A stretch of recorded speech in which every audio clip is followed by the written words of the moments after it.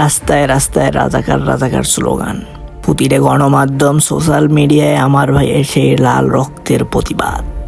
স্বাধীন দেশে রাজাকার স্লোগান শুনে ক্ষুব্ধ হন তৎকালীন প্রধানমন্ত্রী শেখ হাসিনা। তাতেই যেন পড়তে থাকে একের পর এক লাশ। দেশের মানুষ ক্ষুব্ধ হয়ে ওঠে। যিনি বুঝতে পারেন তিনি আর বাংলাদেশ সামলাতে পারবেন না, পালিয়ে যান ভারতে, আশ্রয় নেন। সেখান থেকেই শুরু হয় নতুন এক বাংলাদেশের, স্বাধীন বাংলাদেশ 2.0। এটা ছিল এক গণ অভ্যুত্থান বাংলাদেশের ইতিহাসে 69-90 এর পরের এক বড় ধরনের গণ অভ্যুত্থান, যাতে পতন ঘটে স্বৈরাচারী শেখ হাসিনা। কোটা সংস্কার আন্দোলন নামটা ছোট হলেও দেশের ইতিহাসে এক বড় বিপ্লব ঘটিয়ে গেছে এই নামের মধ্য দিয়ে। এই কোটা সংস্কার আন্দোলন সর্বপ্রথম শুরু হয় 2018 সালে। তৎকালীন সরকার প্রধান ছিলেন শেখ হাসিনা। ছাত্রদের আন্দোলন দেখে তাদের সকল আন্দোলনের দাবি মেনে নেওয়া হয় না। স্পিকার তার মধ্যে বলে দিচ্ছে যে বলতো কোনো কোটাই থাকবে না, এবং সেই আন্দোলন সেখানেই থেমে যায়। তারপর 2024 সালে এই আন্দোলনে শেখ হাসিনা কেনই বা সে 18 সালের মতো এরকম মেনে নিল না, কিংবা কেনই বা ছাত্রদের রাজাকার বলে খেপিয়ে দিল, এরকম প্রশ্ন জাগে অনেকের মনে। অনেকে বলে থাকে এগুলো নাকি ষড়যন্ত্রেরও কিছু শিকার। এমনকি শেখ হাসিনার নিজস্ব উকিল তার একটা দাবি করেছিল সে রাজাকার বলে ছাত্রদের কখনোই শেখ হাসিনা সম্বোধন করেনি। এটা একটা বিভ্রান্তকর এবং ষড়যন্ত্রমূলক বক্তব্য ছিল। প্রথম কথা হলো যে সে রাজাকারের নাতিপুতির যে বক্তব্যটা এসছে, সাবেক প্রধানমন্ত্রী রাজাকারের নাতিপুতি এইভাবে উনি বলতে চান না এবং বলেনও নাই। 2018 সালের সেই দাবিনামাগুলো কিংবা কোটা সংস্কারের বিষয়ে সংবলিত সেই দাবিনামাগুলো 2024 সালে 5 জুন হাইকোর্ট বাতিল ঘোষণা কিংবা অবৈধ ঘোষণা করে।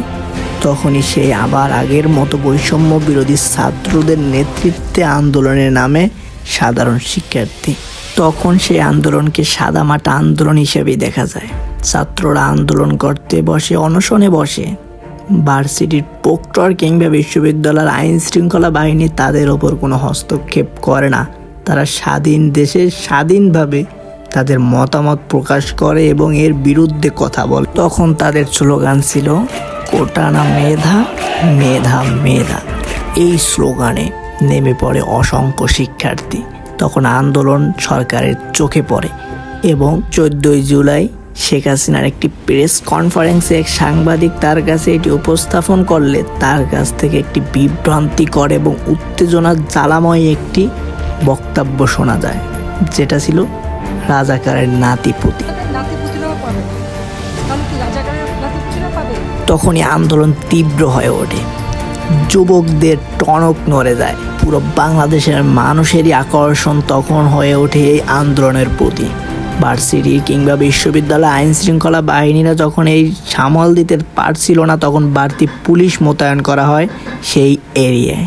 তখন তাদের স্লোগান হয়ে ওঠে একটাই, তুমি কে আমি কে, রাজাকার রাজাকার। এই স্লোগানে উত্তপ্ত হয় পুরো ঢাকা। শুধু ঢাকাই না, বাংলাদেশের প্রতিটা জেলায় এর ক্ষুদ্র ক্ষুদ্রভাবে সংগঠিত হতে থাকে এই আন্দোলন, এবং সাথে যোগ দেয় কিছু রাজনৈতিক দল, কিন্তু তারা প্রত্যক্ষ না পরোক্ষভাবে এই আন্দোলনের সাথে ছিল। তখনই যেন সব থেকে বড় ভুলটি করে বসে তৎকালীন আওয়ামী সরকারের সাধারণ সম্পাদক ওবায়দুল কাদের। লেলিয়ে দেয় ছাত্রলীগের কর্মীদের। তাতেই যেন উত্তপ্ত হয়ে ওঠে পুরো বাংলাদেশ। ছাত্রলীগের কর্মীদের সে অমানবিক নির্যাতন ছাত্রদের প্রতি দেখে মানুষ আর সহ্য করতে না পেরে সাধারণ শিক্ষার্থীদের সাথে যোগ দেয় দেশের প্রতিটা শিক্ষা প্রতিষ্ঠানের সকল ছাত্রছাত্রীবৃন্দ। তখনও ছাত্রদের দফা একটি ছিল না, এক দফা হয়ে ওঠে যখন দেশের সব থেকে এই আন্দোলনে আলোচিত 2 জন নিহত হয় এবং শহীদ হয়। রংপুরে আবু সাইদ এবং খুলনায় মীর মুগ্ধর মৃত্যুর পরে আন্দোলন হয়ে ওঠে অসহযোগ আন্দোলনের রূপ নেয় দেশের ইতিহাসে সব থেকে বড় গণ অভ্যুত্থানের। তখন আর বুঝতে দেরি হয় না এই তৎকালীন প্রধানমন্ত্রী শেখ হাসিনার যে ক্ষমতা তার হাত ছাড়া। বুঝতে পেরেও সে জাতির উদ্দেশ্যে একটি ভাষণ তৈরি করতে চেয়েছিলেন, যেটুকুর সময়ও সে পাননি। পালিয়ে গেলে দেশের পরিস্থিতি খারাপ হতে লাগে। তার জন্য দরকার ছিল একটি নতুন সরকার। সেজন্য গঠিত হয় অন্তর্বর্তী সরকার এবং বাংলাদেশে একমাত্র নোবেল জয়ী ডক্টর মোহাম্মদ ইউনূসের নেতৃত্বে এই অন্তর্বর্তী সরকার গঠিত হয় এবং দেশকে এগিয়ে নিতে সাহায্য করে। এইটুকুই ছিল বাংলাদেশের 24-এর কাহিনী। ইতিহাসের পাতায় লেখা হয়ে গেল এই 24-এর নাম। 52, 71 কিংবা 69-এর মতো 90-এর মতো আরেকটা গণ অভ্যুত্থান ঘটল বাংলাদেশের ইতিহাসের সব থেকে বড় গণ অভ্যুত্থান। আজকে এটিকে নিয়ে কথা বলার কারণ আজকে তার এই জুলাইয়ের 1টি বছর পূর্ণ হলো, বা 1 বছর পূর্ণ জয়ন্তীর কারণে এই ভিডিওটা তৈরি করা।